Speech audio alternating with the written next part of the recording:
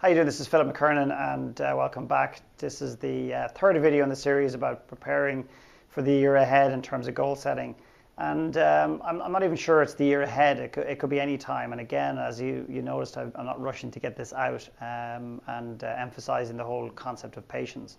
But before we invite anything else into our lives, before we start to look at what's next, so when we actually look at something in our lives that potentially is missing, or whether it's even a skill set or a piece of education, or when we want to change our lives, we think we've got to go out and get something into our lives in order to improve our situation. And quite often that's the case, whether it's education, knowledge, whether it's a tool, whether it's a strategy, whether it's a business partner, whether it's more clients, whatever that happens to be. But I think we forget one vital piece, and that is creating the space.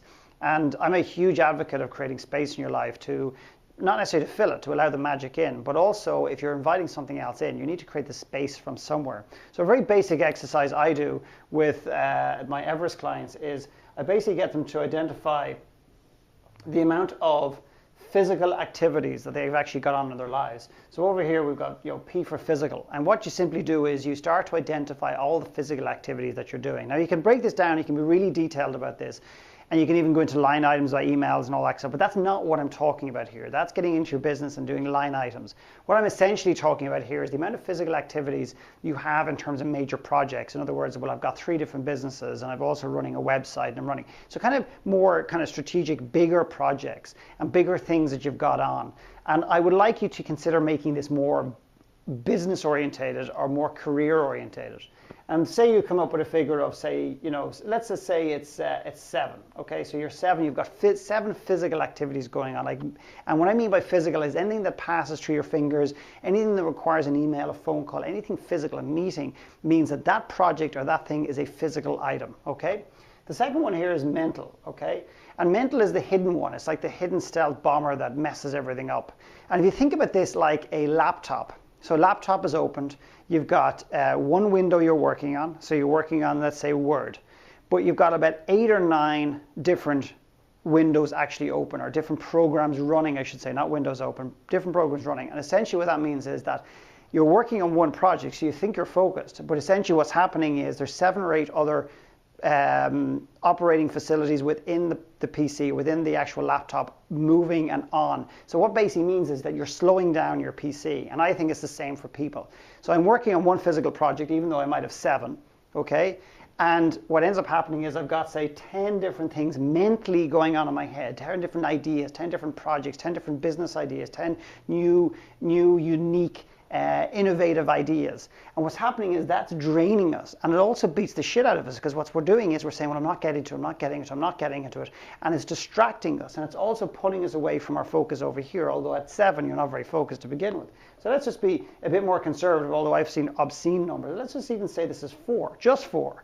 And considering today, in today's society, we actually think that 4 projects is like, well, it's only 4. Since when in God's name did having 4 different businesses or 4 different strategies or 4 different business activities equal focus? It just doesn't, right? So it's crazy in my mind. And then over here on the other side, what I simply do is I get them to, the people to write down, and we have, 12 or 13 people on the board in Everest, and we basically get them all to write down. And then over here finally is I ask them one question. Are you having enough fun in your life? Okay, it's not a scale of 1 to 10, how much fun are you having? The question is, are you having enough fun? The question will actually give you the answer. In other words, yes or no. It's not a slash. So it's either yes or no. And if you had these kind of numbers, my prediction is that it's going to be an absolute no. I'm not having enough fun in my life. And that is a very poignant, very important, very simple, and very real question. And what we've actually found is, very interestingly enough, is that when we go down through these numbers, and there was 6, and we had 19, and we had we had some with actually 19 and 4 projects here. But we've had actually on 2 different Everest groups, we've actually had people with between like 2 and say 3 here, or 2 and 2.